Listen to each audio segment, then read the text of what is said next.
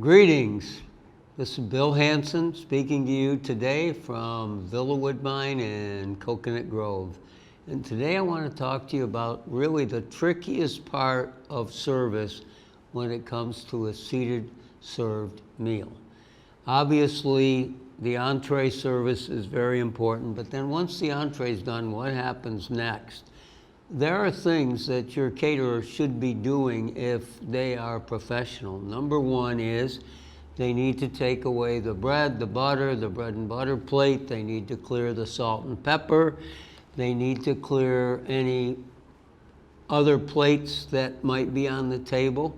And here's something, a little trick. They also need to clear any unused flatware, leaving just the coffee spoon and the dessert fork on the table. And great caterers will have the spoon and the fork at the top, and then what they'll do is they'll go like this. They'll pull the spoon and the fork down after they've crumbed the table. That's another thing.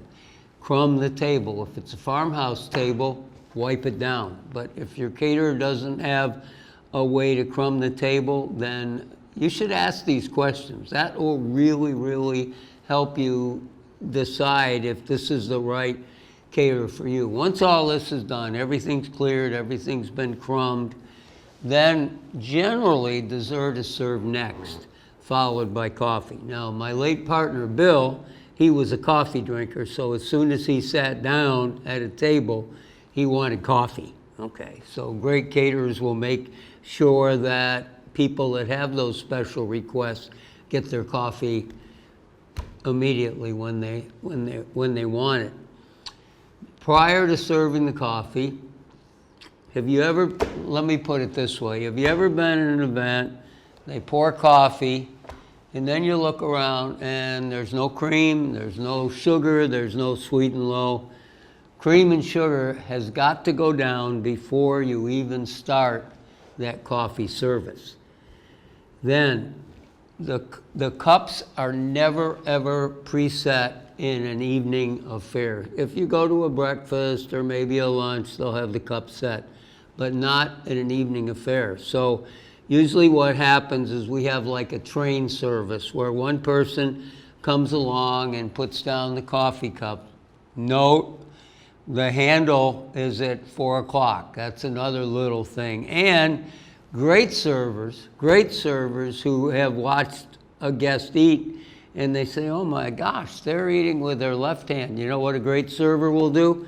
Put the coffee cup over here, not with the handle at 4 o'clock, but at 8 o'clock. So the left-handed person can simply pick it up and enjoy whatever hot beverage they're having. Now, for you tea drinkers out there, you probably always feel like you're last to be served. And I like to joke that for tea drinkers have to bring knee pads to their dinner. They have, and their own tea bag, and they get down on their knees and they beg, please, just some hot water.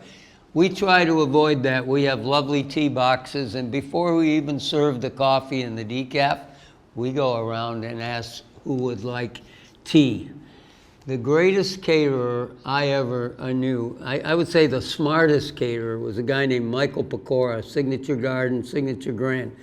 And his solution to the after dinner coffee service, so that he didn't have to go through all of these steps as far as going around and serving the coffee, he would offer a free coffee table, and to make people more interested in getting up, he actually put a bottle of Irish whiskey out there and some whipped cream, so they could go up, pour some Irish whiskey in their mug, then the coffee, and top it off with whipped cream. That was an absolutely genius thing. So for those of you that demand the best at your wedding, I would recommend that you speak to your caterer about how they go about taking care of these after dinner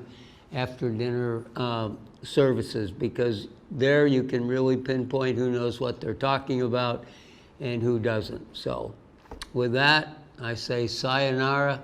Thank you for tuning in, and see you next time. Bye-bye.